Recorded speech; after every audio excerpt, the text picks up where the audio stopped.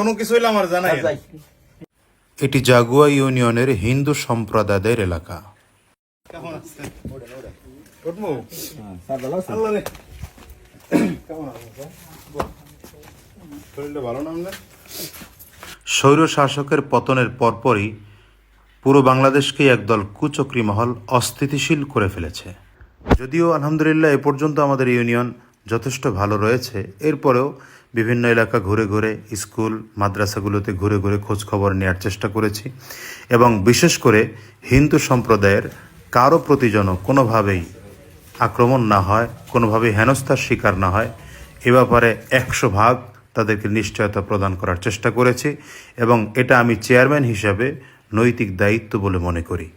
জাগুয়া ইউনিয়নে হিন্দুদের সংখ্যা খুবই কম, তবে তারা যথেষ্ট আন্তরিক। আমিও চেষ্টা করেছি তাদের মন্দির, তাদের উপাসনালয় এবং বাড়িঘর সব কিছুই যেন এই অস্থিতিশীল পরিবেশেও 100% নিরাপত্তার সাথে থাকে এবং সব দিক থেকেই তারা নিরাপদ থাকেন এবং সে বিষয়ে আমার এলাকার জনগণ যথেষ্ট সহযোগিতা করছেন। এজন্যে আমি এলাকাবাসীর প্রতিও কৃতজ্ঞ। এখনও পর্যন্ত বড় ধরনের কোনো ঘটনা ঘটেনি।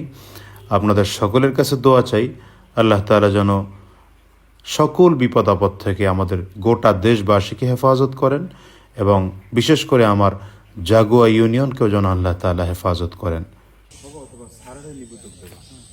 দিয়া এখানে কতটুকু ওয়াল, এতটুকু বরাদ্দ আনুমানিক লাগে? মনে করে 1 লাখ লাগবে। একটা হোক, আগে একটা ওয়াল দাও, এটা দেবা, আমি সুপারিশ করি। তারপর প্রয়োজনে সারের একদিন লইয়া